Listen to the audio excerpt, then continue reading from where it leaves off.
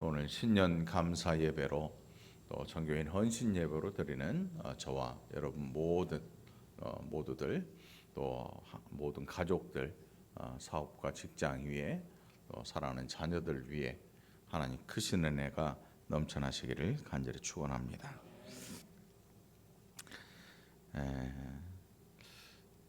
언제까지 이렇게 예배를 드려야 할지 참 난감하기 그지없지만 그래도 이 주일이라도 모일 수 있는 이런 귀한 또 기회를 주셔서 하나님 앞에 감사를 드려야 할 것입니다. 자, 오늘 헌신하는 또 신년 감사 예배로 드리는 우리 모두에게 하나님께서 또 창세기 4장을 통해서 우리에게 주실 은혜를 살펴보고 또 이 한 해에도 온전한 헌신으로 하나님 앞에 영광을 돌리는 복된 이 시간이 되기를 간절히 바랍니다.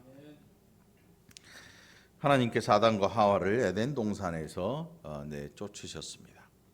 그것은 죄악으로 말미암은 일이었고 이 일로 말미암아 온 인류는 죄 가운데 빠지게 됩니다. 아이라 할지라도 죄를 가지고 태어나는 원죄를 가지고 태어나게 되어 있습니다. 오늘 4장 1절에 보니까 아담이 이제 하와를 통해 아이를 낳는데 이름을 가인이라고 합니다. 첫 번째, 여호와로 말미암아 등남하였다라는 이름을 지어주고 가인. 또 둘째, 아벨을 낳았습니다. 근데 문제가 생깁니다. 그저 평범하게 자랄 줄 알았는데 아벨이 죽고 맙니다. 그 죽은 이유가 뭐냐 하면 그 형 가인이 그를 죽였기 때문입니다. 인류 최초의 살인 사건이 일어났습니다.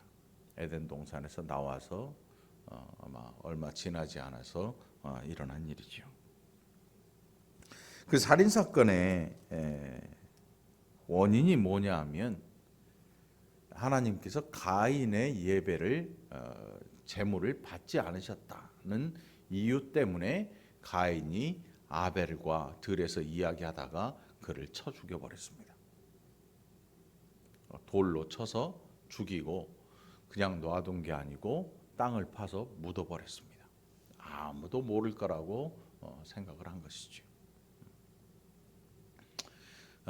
요즘도 연고를 알 수 없는 그런 시신들이 종종 발견됩니다.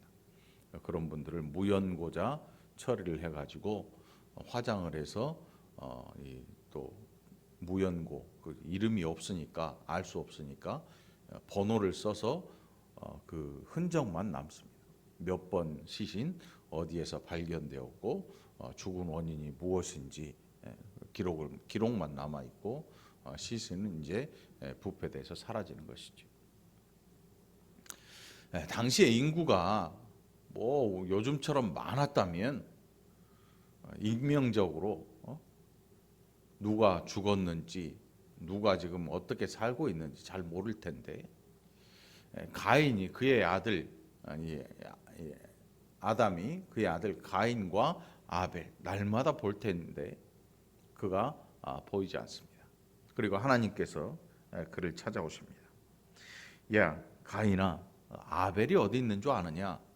이렇게 물어보십니다. 이런 비슷한 장면을 우리가 본 적이 있습니다. 에덴 동산에서 아담이 선악과를 따먹고 동산 나무 사이에 숨어 있을 때 하나님께서 그를 찾아가십니다. 아담아, 내가 어디 있느냐? 물어보십니다. 그랬더니 아담이 내가 두려워서 숨었습니다. 제가 수치를 느끼고 숨었습니다. 가인이 죄를 지었을 때 하나님께서 찾아오십니다. 가인아, 네 아우 아벨이 어디 있느냐 물어보십니다. 죄를 알고 물어보십니다. 그러니까 물어보시는 게 아니고 너 왜 그렇게 있느냐. 희한하게 아담이 죄를 범했을 때 아담을 찾아가시고 가인이 죄를 범했을 때 가인에게 찾아가십니다. 우리가 죄를 범하면 어떻게 될까요? 우리의 심령에 하나님의 음성이 들려질 것입니다. 왜 그렇게 하냐? 왜 죄를 지었느냐라고 질문하실지 모릅니다. 그랬더니 가인이 뭐라고 하냐면 내가 내 아우 지키는 사람입니까? 죄라고 하는 게 얼마나 사람을 수치스럽게 했는지 아담이 숨어야 되고 그리고 그 죄가 얼마나 무서운지 자기의 죄를 가리우기 위해서 또 다른 죄를 또 짓는 것입니다. 그 죄를 짓기 시작하면 이 죄가 눈덩이처럼 불어납니다. 기하급수적으로 늘어나지요. 어마어마한 죄를 쌓게 되는 것입니다. 문제가 재물을 안 받으셨습니다. 하나님한테 문제가 있었나? 누구한테 문제가 있었나? 재물에 문제가 있었나? 그런데 본문을 잘 읽어보면 답이 나와 있습니다. 답이 나와 있어요. 오래전에 과거에는 이게 재물의 문제였다라고 이야기를 하는 분들도 있었습니다. 아벨의 제사는 양의 첫 새끼, 그러니까 가장 귀한 것으로 드려가지고 그 첫 새끼가 죽어서 피를 흘리고 그 기름으로 하나님 앞에 드렸다. 가인은 농사하는 자였는데 피가 없는 제사를 드렸기 때문에 하나님이 안 받으셨다. 이런 해석을 하기도 했습니다. 그러니까 이 예배를 재물을 받고 안 받고의 결정이 어디에서 나느냐 하면 재물에 있었습니다. 재물에. 그래서 이런 설교를 하면 이렇게 이 성경을 해석을 하게 되면 어떤 일이 일어나냐면 여러분들이 하나님 앞에 드리는 헌물들, 헌금들 말이죠. 요즘 그게 많으냐 적으냐에 또 얼마나 네가 가지고 있는데 그 중에서 얼마를 하나님 앞에 드렸냐의 문제가 대두됩니다. 그런데 아무리 봐도 성경이 그렇게 말하고 있는 것 같지는 않습니다. 그래서 목회자라는 위치가 또 신학자들의 위치가 얼마만큼 중요한지 성경을 해석하는 일이 왜 그렇게 중요한지를 우리가 새삼 깨닫게 되는 거죠. 성경을 잘못 해석해 버리면 엉뚱한 길로 가게 돼 있는 것입니다. 오히려 차라리 그럼 여기서 멈추자 해버리면 거기서 멈춰서 더 안 가고 기다리면 언젠가 하나님께서 진리의 빛으로 우리를 인도하실 텐데 인간적인 방법으로 이게 맞다라고 다수결의 의견을 모아서 그 길을 나가기 시작하면 문제가 생기게 돼 있는 것입니다. 오늘 이 본문 속에 보면 세월이 지났습니다. 3절에 보니까 여기 가인의 직업이 뭐였냐면 농부였어요. 농부. 가인은 농사하는 자였고 아벨은 양치는 자였습니다. 여러분 양치는 거하고 농사와 무슨 차이가 있습니까? 양을 기르려면 끊임없이 움직여야 됩니다. 한 곳에 기둥을 박은 집을 지을 수가 없습니다. 텐트를 가지고 계속 움직여야 됩니다. 양들이 풀을 뜯어 먹으면 풀이 없어지면 또 새로운 풀을 찾아서 또 떠나가야 됩니다. 농사는 그렇지 않지요. 여러분 농사하는 분이 쟁기를 둘러매고 여기 한 해 졌으니까 저쪽 가서 지야지 하고 돌아다니는 사람 없어요. 머무는 그 자리에서 계속해서 그 땅을 경작해서 거기에서 자기의 삶을 영위하게 되지요. 그래서 요즘 비료 퇴비 이런 걸 막 주고 해가지고 땅 토양을 북돋아 가지고 계속해서 농사를 짓는 것입니다. 돌아다닐 필요가 없는 것입니다. 그러면 유목민이 하나님 앞에 정답이냐 농사하고 정착한 게 정답이냐 이렇게 따지는 사람도 있을지 모릅니다. 아브라함을 보니까 땅에 말뚝박은 집을 짓질 않았습니다. 그는 끊임없이 움직이는 유목민이었습니다. 유목민. 양떼를 먹이기 위해서 풀을 찾아 이동하는 유목민이었습니다. 양치는 자. 목동이죠. 목동. 그런데 그렇게 살았던 양치기, 그렇게 목동으로 살았던 사람들 중에도 죄인들이 엄청 많습니다. 목동을 했다고 해서 그게 하나님 앞에 성공한 게 아니었습니다. 농사를 지었다고 해서 망한 것도 아니었습니다.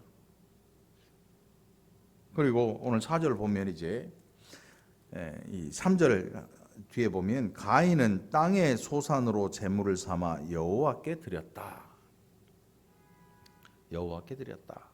그리고 4절에 보니까 아벨은 자기도 양의 첫 새끼와 그 기름으로 드렸다. 그런데 여호와께서 아벨과 그의 제물은 받으셨는데 가인과 그의 제물은 받지 아니하셨다. 여러분, 하나님께서 받지 않는 예배가 있을까요? 있습니다. 오늘 여기에 보니까 제물을 안 받으시는 것은 요즘 우리가 드리는 예배와 같은 일로 우리의 예배를 안 받으셨다는 뜻입니다. 예수님은 예배에 대해 뭐라고 하셨는가 하면 이 산에서도 말고 저 산에서도 말고 이제 신령과 진정으로 너희가 진짜 예배할 때가 오는데, 그래서 영과 진리라고 해석되기도 하고 또 옛 성경에는 신령과 진정으로 예배할지니라 이렇게 말씀하기도 했죠. 이렇게 말씀했죠. 근데 이 신령과 진정이 과연 뭘까? 오늘 이 본문에서 발견할 수가 있는데 가인이 울그락불그락 난리가 났습니다. 여러분, 그러니까 오늘 이 본문을 자세히 잘 묵상하시고요. 예배라고 하는 이 시간, 예배를 드린다고 하는 이 시간이 얼마나 귀하고 얼마나 복된 시간이고 얼마나 우리의 인생에 정말 귀한 시간인지를 다시 한번 알게 되기를 간절히 축원합니다. 그래서 예배가 중요하다, 이것은 예배가 몇 번 드리냐의 문제가 아니고 예배를 드리는 그 백성들이 어떻게 하나님 앞에 살고 있느냐를 물어보는 시간입니다. 사실은 이 가인이 몹시 분하여 안색이 변했다 그랬습니다. 몹시 분하여 안색이 변했다. 이 몹시 분했다. 이 속에서 막 이 화가 터져 나오는 거지요. 화가. 성질 급한 사람들 보면 그렇잖아요. 막 울그락불그락 지금 당장 확 막 어떻게 해버려야지 직성이 풀리는데 지금 이 가인이 그렇게 하나님 앞에 자기의 이 불만을 터뜨리고 있는 것입니다. 왜 안 받아요? 내 거 왜 안 받아요? 이렇게 얘기하는 것입니다. 얘 거 왜 받는데 내 거는 왜 안 받습니까? 왜 안 받습니까? 라고 따지는 거예요. 안색이 변하고 막 분을 품었습니다. 그랬더니 하나님께서 가인에게 뭐라고 하시는가 하면 내가 분하여 하면 어찌 됨이냐, 안색이 변하면 어찌 됨이냐. 다시 말하면 너 지금 내가 너의 재물을 안 받았다고 나한테 이렇게 하는 것이냐? 너 화낼 일이 있느냐? 그 이유가 도대체 무엇이냐라고 가인에게 하나님께서 되묻고 계십니다. 다시 한번 생각해 보면 내가 너의 재물을 안 받은 것에 대해서 너 좀 생각을 해봤느냐? 그 책임이 어디 있다고 생각하느냐라고 물어보시는 겁니다. 우리가 예배를 하나님 앞에 드린다고 주일날 모였는데 하나님께서 우리가 드리는 예배를 이렇게 보시더니 안 받으십니다. 그런데 막 목회자인 제가 화를 내고 장로님들, 권사님들이 막 화를 내고 왜 안 받냐고 막 화를 내는 것입니다. 그럴 때 하나님께서 우리를 향해서 물어보십니다. 왜 그렇게 화가 났냐? 그 예배를 내가 안 받는 책임이 지금 어디에 있다고 생각하느냐? 우리가 대부분 상대방에게 화를 낼 때는 그 화를 낸 원인에 대한 책임이 상대방에게 있을 때 화를 내거든요. 그렇잖아요. 내게 책임이 있으면 어떻게 돼요, 사람이? 정말 죄송합니다. 제가 잘못했습니다. 너무너무 죄송합니다. 이런 결과를 초래할 줄 제가 상상도 못했습니다. 너무 죄송합니다. 진심 어린 사과가 있어야 되고 사죄가 있어야 되는데 상대방에게 책임이 있다고 생각하니까 갑자기 울분을 토하는 것입니다. 가인이 지금 그렇게 하고 있는 것입니다. 하나님 앞에. 이렇게 하나님을 향해서 화를 내고 있는 이유는 왜 내 재물을 안 받습니까? 그 책임이 당신에게 있지 않습니까? 고기 좋아하십니까? 채식 싫어하세요? 지금 따지고 있는 것입니다. 하나님한테. 양고기가 비싸서 그건 드시고 농산물은 싫어하십니까? 이거 유기농입니다. 왜 이러십니까? 따지는 것입니다. 따져요. 하나님한테. 그랬더니 하나님께서 뭐라고 하시는가 하면 7절에 보니까 정확하게 말씀하십니다. 내가 왜 너의 재물을 기뻐하지 않았는가, 받지 않았는가 하면 7절에 보니까 내가 선을 행하면 어찌 낯을 들지 못하겠느냐. 낯을 얼굴 말하는 거예요. 얼굴. 벼벨 때 쓰는 낯이 아니고 얼굴. 네가 착하게 선을 행했다면, 내 앞에서 선을 행했다면 어떻게 내 앞에서 낯을 들지 못하겠느냐. 아담이 죄를 짓고 동산 나무 사이에 숨은 거랑 똑같아요. 하나님 얼굴 보는 게 무섭고 두려워서 동산 나무 사이에 숨어 있습니다. 아담을 찾을 때 내가 벗었는 걸 보고 두려워서 숨었습니다. 하나님 앞에 나가질 못하는데, 가인도 역시 그래요. 그렇다고 해서 아벨이 스스로 의인이 된 건 아닙니다. 아벨이 스스로 의로워서 하나님께서 아벨의 재물은 받으시고 가인의 재물을 안 받으신 게 아닙니다.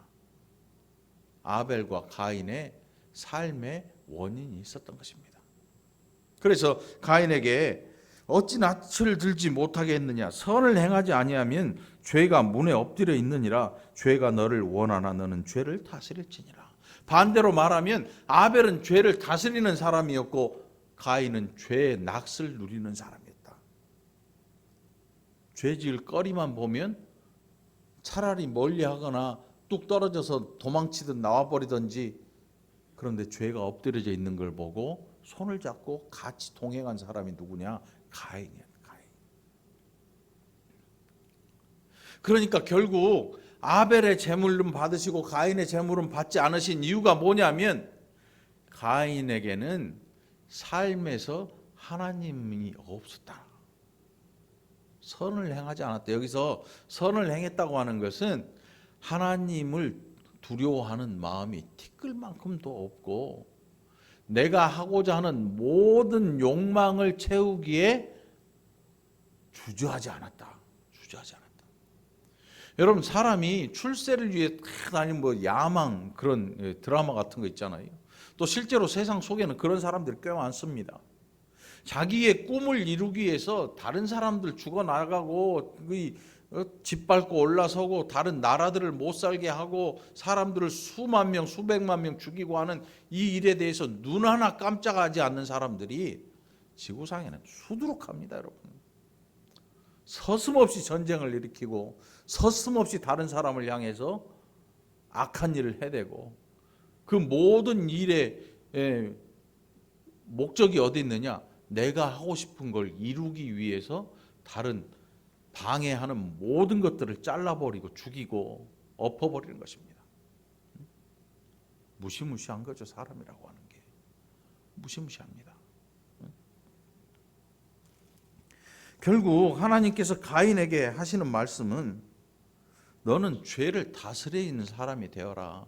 다스린다고 하는 것은 죄가 나를 향해 올 때 내가 죄를 다스리면 꼼짝 못하도록 물리치는 것입니다. 내 옆에 오지 마. 내 옆에 오지 마. 응? 내 옆에 오지 마. 물리치는 것입니다.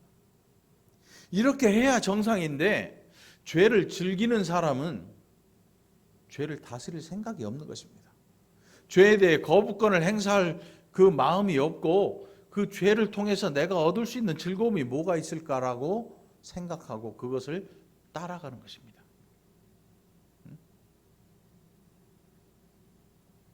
그게 오늘 시편, 우리가 교동문으로 봉독한 시편 1편에 나와 있는 것이죠. 복이 있는 사람은 악인의 꾀를 따르지 아니하고 오만한 자의 자리에 앉지 아니하고 오직 여호와의 율법을 즐거워하여 그 율법을 주야로 묵상하는 자다. 결국 아벨과 가인의 차이는 뭐냐 하면 오만한 자의 자리에 앉지 않고 죄인의 길에 서지 않는, 그들을 죄인들의 길에 서지 않고 그들의 꾀를 따라가지 않는 것. 아벨은 그렇게 따라가지 않고 살았고 가인은 그 길을 따라가서 자기가 그 죄에서 얻을 수 있는 욕망과 즐거움을 마음껏 누렸다는 사실입니다. 여러분, 이 시대는 정말 무서운 문화가 자리하고 있습니다. 이 시대를 한마디로 일컬으면 귀신 문화라고 해도 과언이 아닙니다. 귀신 문화예요, 귀신 문화. 또 다른 말로 하면 음란한 문화다, 이렇게 표현할 수 있습니다. 소위 예술이라고 말하는데 사진을 찍어 놓은 거, 공원에 조각상을 해놓으면 뭐가 제일 많아요? 여자들 벗고 있는 가슴이나 엉덩이나 뭐 이런 성적인, 그걸 뭐 아름다운 곡선입내하고 만들어 놓은 그런 작품들이 수두룩합니다. 사실은 이 시대를 상징해 주는 그런 겁니다. 영화를 봐도 여배우가 옷 벗는 거 이런 거는 뭐 부끄러움도 없습니다. 수치도 알지 못하고 그 포르노나 이런 것들을 자기 컴퓨터에 가득 저장해 놓고 그걸 보고 즐기고 티끌만한 죄의식도 느끼지 못하는 그런 사람들이 지구상에 거의 지구상을 뒤덮고 있습니다. 그러니까 음란한 문화와 귀신의 문화가 뒤섞여 있는 것입니다. 이 안에서 그리스도인들이 살아가기에 너무나 힘들고 어려운 세상이 됐죠. 아벨이 신앙생활을 잘 했다, 교회를 잘 다녔다, 그런 내용은 아니잖아요. 그러면 그 당시에 뭘 보고 하나님께서 이렇게 말씀하셨을까요? 뭘 보고?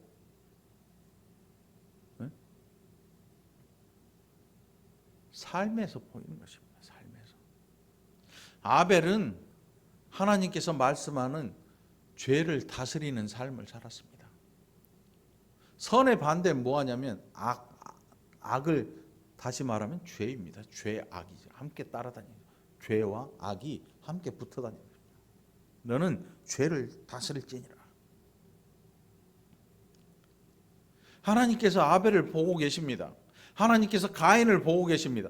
비교해서 말씀하시는 게 아니고 그들의 삶이 각각 하나님 앞에 보여지는 것입니다. 여러분, 이 공동체 신앙생활을 모여서 하면서 대충 하는 그게 여러분 사실은 하나님 앞에는 소용이 없습니다. 우리 각자의 삶이 하나님 앞에 티끌만한 것도 감추일 수 없도록 마치 투명한 유리창 안에 앉아 있는 것처럼 하나님께서 다 보고 계시는 것입니다. 이 많은 사람을 어떻게 다 봐? 이 안에 있는데 어떻게 다 봐? 하나님이시잖아요. 하나님의 능력을 우리의 인간의 조금 뛰어난 뭐 슈퍼맨 정도, 슈퍼맨은 지붕 밑에서 일어난 일을 못 봐요. 한꺼번에 볼 수가 없어요. 슈퍼맨의 한계는 슈퍼맨도 맨이잖아요. 맨. 갓이 아니고 맨. 우리는 하나님 생각할 때 좀 힘이 더 센, 우리보다 능력이 좀 더 뛰어나고 우리보다 조금 더 지혜로운 그 정도의 신으로 치부해버리는 사람들은 안 보이는 지붕 밑에서, 안 보이는 마음속에서 어떤 죄라도 서슴없이 저지릅니다. 하나님이 지금 내 앞에 계시고 하나님이 나를 지켜보고 계시는, 그래서 하나님이 나와 함께 동행하고 계시다는 믿음을 가진 백성은 죄 가운데 설지라도 그 죄에 물들지 않으려고 몸부림을 치고 죄와 싸워서 대적을 하죠. 이게 아벨이고 그렇지 않은 것은 가인이었던 것입니다. 하나님께서 오늘 저와 여러분의 삶을 보고 계십니다. 하나님 저울 앞에 우리가 늘 달려있다고 기억하고 살아가게 되기를 간절히 축원합니다. 우리의 입에서 나오는 말 한마디, 우리의 머릿속에 도는 생각들, 경건해지기 위해서 힘쓰고 거룩해지기 위해서 노력하고 눈물을 흘려 하고 죄에 빠지지 않게 하기 위해서 절제하고 해야 되는 것이 우리들의 삶인 것입니다. 금욕이 아닙니다, 여러분. 금욕주의는 신앙적인 게 아닙니다. 금욕은 우리의 믿음과 별로 어울리지 않는 것입니다.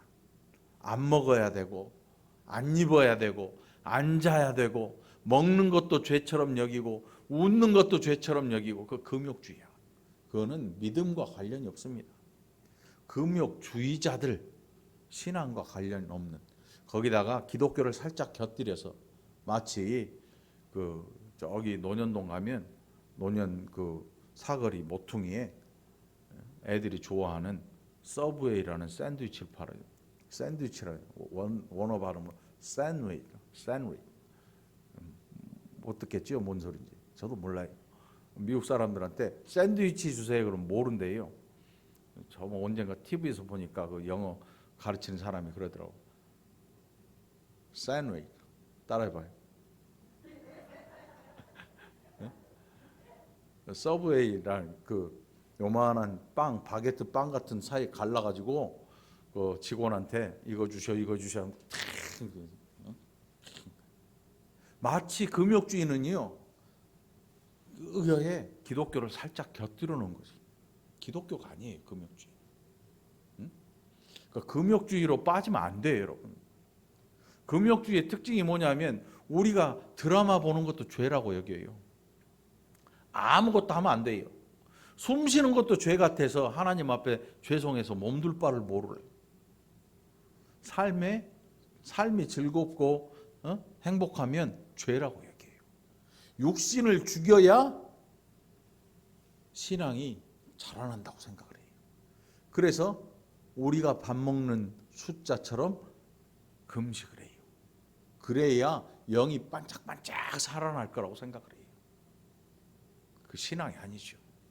그런 걸 따라가면 안 돼요. 큰일 나죠. 그런 분들하고는 대화 자체가 안 돼요.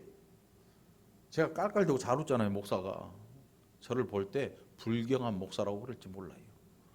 저 목사는 밥도 얼마나 터지게 먹었으면 배가 저렇게 터지게 나왔을까, 이렇게 말할지 몰라요. 불경하게 취급할지 몰라요.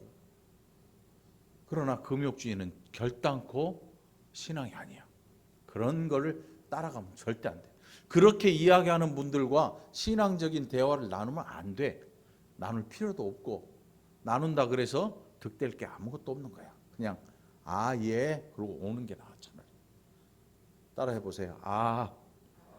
예 그리고 얼른 오는 거지요. 알겠죠? 이제 뭐 그런 이야기를 하면 예 그러고 오는 거예요. 거기서 막 이겨보겠네 뭐 안 통해. 예 잘하시네. 오늘 여러분 새해 헌신하는 여러분 정말 즐겁게 신앙생활을 하고 싶지요.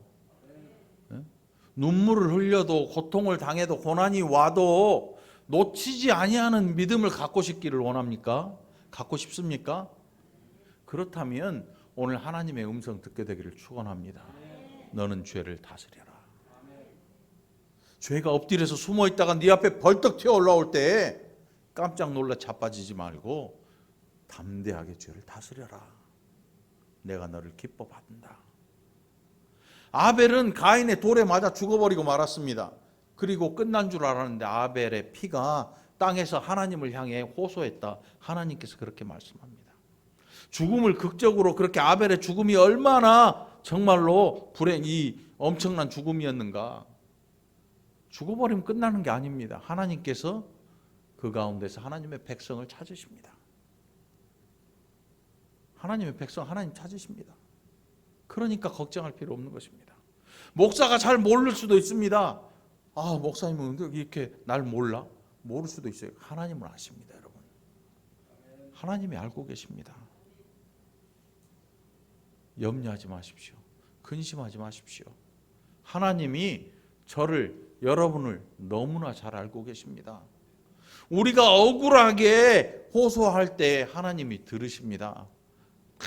응답 받았네 이렇게 하라는 이야기가 아니고 억울해서 죽겠네 억울하게 파묻혀 버려도 하나님이 그 백성을 찾아내신다는 사실입니다. 들에서 가인하고 아벨의 이야기하다가 돌로 동생을 내리쳐 죽여버렸습니다. 아무도 몰라요. 아무도 몰라. 어느 누가 그걸 알 수가 있겠습니까? 야, 아벨 멀리 떠났나 봐. 이럴 수 있을 거 아닙니까? 그런데 하나님께서 가인에게 오셔서 말씀합니다. 네 아우 아벨의 피가 땅에서 나를 향해 호소하고 있다. 이미 아벨을 하나님이 받으신 거지요. 인도하신 거예요. 아벨의 믿음과 우리의 믿음이 다르다고 생각하면 안 됩니다. 아벨이 하나님 앞에서 신실하게 산 것, 하나님을 하나님으로 인정한 것, 그는 의인입니다. 하나님께서 그를 의인으로 받아들여 주신 거지요. 자, 그리고 나서 가인에게 하나님께서 말씀합니다. 땅이 그 입을 벌려 내 손에서부터 내 아우의 피를 받았은즉 내가 땅에서 저주를 받으리니 내가 밭을 갈아도 땅이 다시는 그 효력을 내게 주지 아니할 것이요 너는 땅에서 피하며 요리하는 자가 되리라. 여러분, 농사 짓는데 멀쩡한 씨 뿌렸는데 열매가 안 열려요. 이거 화날 일이지요. 네? 제가 한국사님 밭에 가서 고구마 심는데 땅이 얼마나 딱딱한지 땅을 이렇게 하면서 한국사님 얼굴을 계속 쳐다봤어요. 왜 이걸 이쪽에 심으셔가지고. 나중에 한 줄이 다 죽었더라고. 고구마를 캐는데 포크 있잖아, 포크 위에. 어떤 분이 호구라 그러는데 그 영어를 잘 몰라가지고 포크를 호구라 그러는데 포크에 포크 삼지청 꽉 찍는데 몸무게 육정한 제가 펄쩍펄쩍 뛰어도 땅에 안 들어가. 근데 거기서 고구마 캐놨더니 구워 먹었더니 엄청 맛있더라고. 지금 고구마 얘기가 아니고 죽을 고생해서 심었는데 열매가 안 열려. 어떻게 될 것 같아요, 여러분? 끝나는 거예요. 멀쩡한 참외 씨 종자 사다가 심었는데 우리나라 한 70년대 80년대인가 참외 먹고 식중독 걸려서 죽은 사람들 꽤 많았어요. 여름만 되면 참외 속 먹지 말고 파내고 먹으시오. 이유가 뭐냐면 그 종자 자체가 크면서 속이 상하는 그런 참외야. 그러니까 그 사실 참외는 그게 맛있잖아. 이 숟가락 북북 긁어내고 껍데기만 먹으면 그게 뭔 맛있어. 씨 살살 발라내고 그 안에 말랑말랑한 그게 더 맛있잖아 원래. 근데 그걸 누가 버리냐고. 근데 중요한 것은 종자에 문제가 있으니까 이게 자라나면서 그 속이 상해버리는 거야. 식중독을 일으키는 거지. 먹고 죽어. 옛날에는 약이 시원찮아가지고. 옛날에 약이라 봤자 정로환밖에 더 있냐고. 설사하면 엄마가 정로환 산맥이면 안 끝이지요. 뱃속에 이게 남아있으니. 죽을 똥살똥 설사해대다가 탈수증 걸려서 죽는 거야 그냥. 그렇게 죽는 사람도 꽤 많았어요. 하나님께서 가인에게 말씀하기를 너 땅이 네 아우 아벨의 피를 받았는데 이제는 네가 농사할 때 열매가 열리지 않을 거야. 땅이 저주를 받았어. 내가 땅에서 저주를 받으리니 내가 밭을 갈아도 땅이 다시는 그 효력을 내게 주지 아니할 것이요 너는 땅에서 피하며 유리하는 자가 되리라. 나중에 이 가인의 후손들의 삶을 보면 무시무시한 도적대로 변하고 살인 기계들을 만들어요. 나중에 가인의 후손들을 보면 아예 하나님과 등을 돌리고 원수된 자들이 가인의 후손이라고 일컬어져요. 원수된 자. 여러분 예배 시간에 예배를 드리는데 하나님께서 너 예배 싫어 안 받아 이렇게 말씀하신다면 그 소리가 여러분의 귀에 들린다면 여러분들은 어떨 것 같아요? 화내고 분해하지 마십시오. 그 책임이 하나님에게 있다고 생각하지 마시고 나에게 있다는 사실을 알고 하나님 앞에 엎드려서 대성통곡이라도 하십시오. 하나님 나를 받아주십시오. 하나님 나를 좀 받아주세요. 내가 이렇게 죄 많고 죄 지은 거 많고 하나님 내가 그거 알죠. 용서해 주시고 받아주세요. 이 회개하고 하나님 앞으로 나아가는 게 이게 믿음의 백성들의 모습이지요. 교회 안에서 혈기 부리는 것 여러분 멈추기를 간절히 축원합니다. 혈기 부리지 마세요. 혈기 부리는 거 하나님의 은혜를 이루지 못합니다. 혈기는 제가 다 부리잖아요. 저한테 하는 얘기니까 여러분 잘 안 들어도 될 것 같아요. 나보고 한 소리니까. 우리 집사람이 아멘 하네 속으로. 다 알지. 응? 자, 결국 가인은 자기가 계속 행하는 이 농사에서도 이제는 하나님의 은혜를 상실하고 맙니다. 사람이 교회를 나오든 예수를 믿든 안 믿든 세상에서 열심히 일하면요 그 수고에 대한 대가를 먹을 수 있습니다. 예수 안 믿는다고 농사 져서 망하는 게 아니에요. 예수 잘 믿어도 농사를 게을리 지면 요즘은 망해요. 그 곡식이 주인 발자국 소리 듣고 자란다고 그러잖아. 어떤 분들 이야기하는 거 보니까. 관심을 가지고 정성껏 기르면 다 자라나요. 그런데 그렇게 해도 안 될 때 그때는 내 인생에 대해서 돌아볼 필요가 있어요. 하나님 저는 왜 그럴까요? 그런데 대부분의 사람들은 하늘을 원망하기 시작하죠.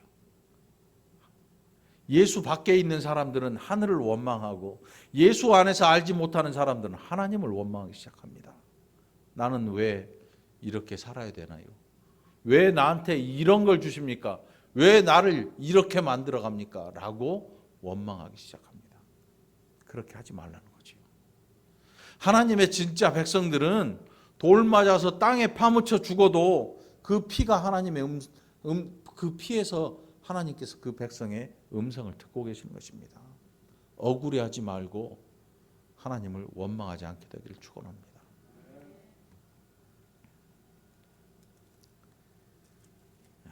오늘 헌신하는 여러분들, 우리가 이 땅에서 살면서 가장 잘해야 될 일이 뭘까요? 아마 예배라고 대답할 것입니다. 예배 시간의 문제가 아니고 예배 내용의 문제입니다. 그게 중요한 것입니다.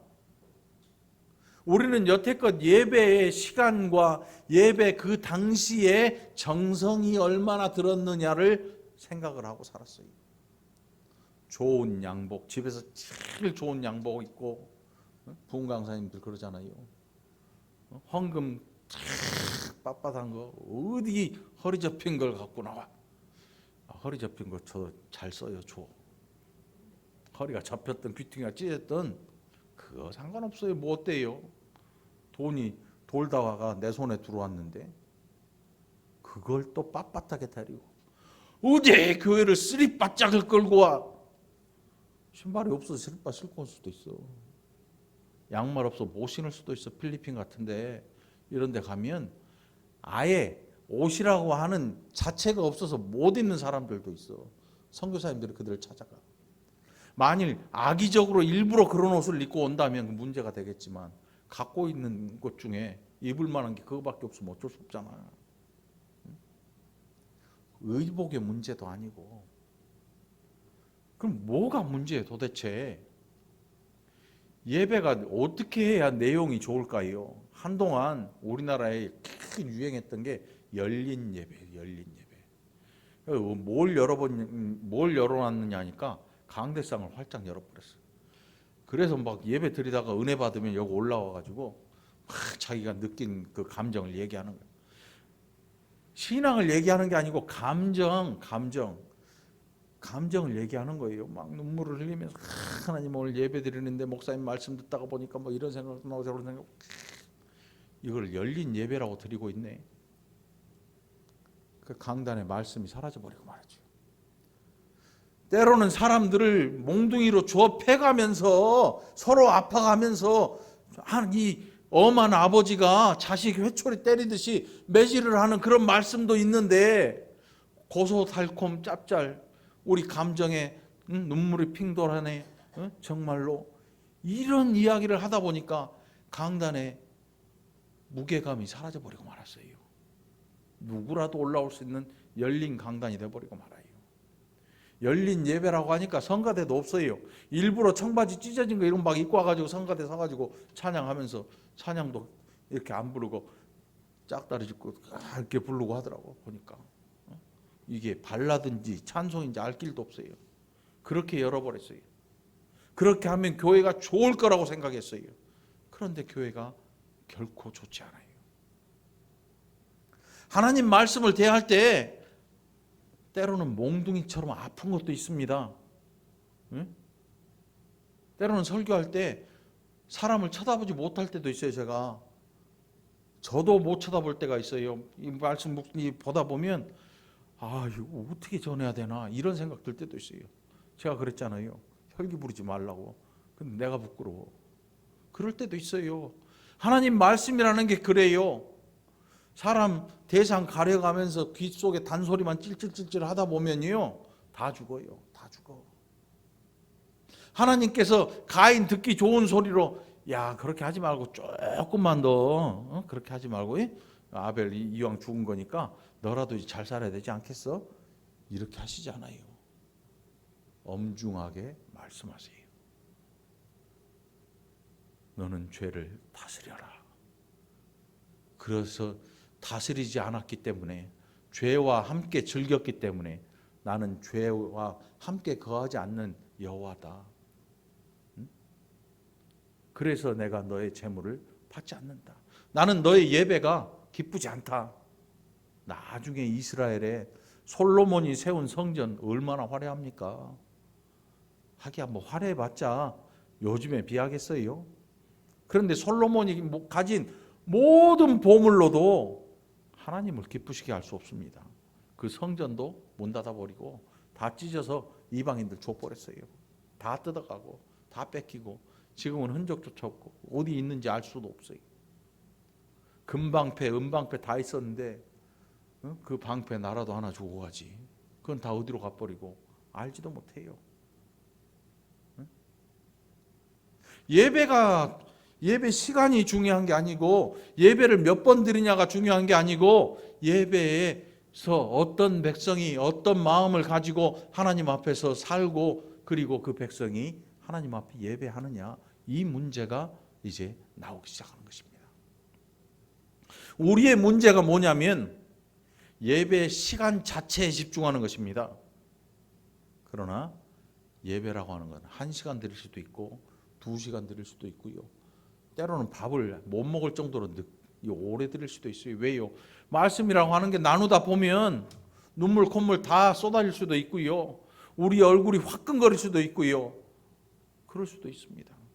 그런데 예배를 횟수를 많이 드리다 보니까 더 못하는 것입니다. 더 못해요. 우리는 그렇게 하면 안 되겠지요. 시계 보지 말라고. 앞에는 시계가 없잖아. 여기다 시계 붙여놔봐요. 난리 나지. 12시 되면 목사님 아마 이런 사람 있을걸요. 12시 됐다고. 네? 그러지 마. 예배 드리는 날이면 약속하지 말고 와. 약속하지 말고. 물론 그렇다고 해서 제가 막 1시, 2시까지 막 설교할 힘도 없어요. 그렇게 준비도 안 해와. 오래 하지도 않아. 중요한 것은 예배의 내용에 집중하라는 거예요, 여러분. 목사가 어떤 설교를 했냐 이 내용이 아니고 나 자신의 내용에 집중하라는 거예요. 나 자신. 이 중에 이 나라에 지금 주일이잖아요. 우리나라에 수많은 교회들에서 예배를 드리는데 그 가운데 하나님이 받지 않는 성도들의 예배도 있을 거예요. 가슴 아픈 얘기지만 있을 거예요. 상업적인 목적으로 교회 다니는 사람들 많아요. 정치적 목적을 가지고 다니는 사람들 꽤 많아요. 개인의 유익을 위해서 교회를 이용하는 사람들이 굉장히 많아요. 그런 사람들의 예배는 안 받지 않아요. 아시잖아요. 하나님이 바보가 아니잖아요. 하나님이 죽은 신이 아니잖아요. 오늘 여러분 가진 것 없어 11조 못할 수도 있고 가진 것 없어 감사헌금도 10,000원, 5,000원, 1,000원 할 돈도 없을 수도 있습니다. 돈의 문제가 아니란 말입니다. 돈의 문제가 아니에요. 양고기가 좋아서 하나님께서 농산물 싫어하셔서 그런 게 아니란 말이에요. 재물의 문제가 아니고 사람의 문제였던 거예요. 사람의 문제. 여러분들은 어떤 사람 되기를 원하십니까?